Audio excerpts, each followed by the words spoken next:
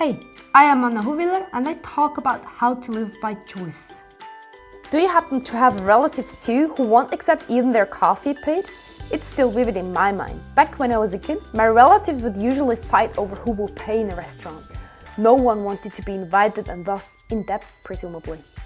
Giving presents was way more acceptable than receiving them, except you were a kid maybe. So after I'd grown up myself, it used to be really hard for me to accept and take without feeling bad about it.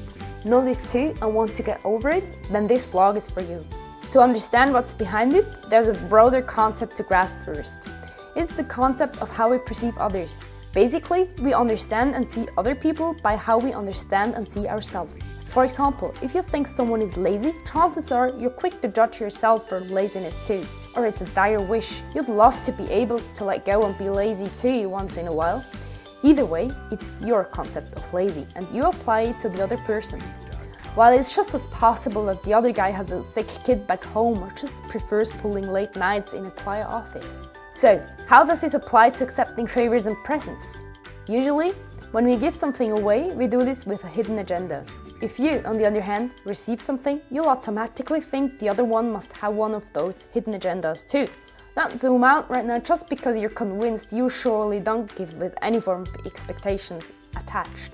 Because everyone who feels bad about receiving does this, if not fully aware. It's like this. We give with the secret hope to get something in return.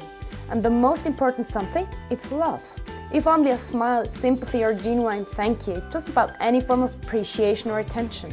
So, we unconsciously attach strings to the act of giving and receiving. Here's the catch. If you get something and you only have your love to return and you think your love isn't worth as much, you feel you've got the debt, which isn't repayable but is a similar favor, or maybe even not at all. Let me distinct here. When you feel bad about accepting favors or gifts, it's not like the healthy feeling of wanting to do stuff for people just because you love them. It's not about feeling a bit guilty because you have missed out a bit and want to catch up. It's about the feeling that you must return something. And ultimately, it's about shame. We feel ashamed because we feel our love isn't enough. It doesn't mean this is an objective fact, it's our perception. We weigh our worthiness against present received and our worthiness loses. This is what you can do about it. 1. Easy yet powerful. Raise your awareness.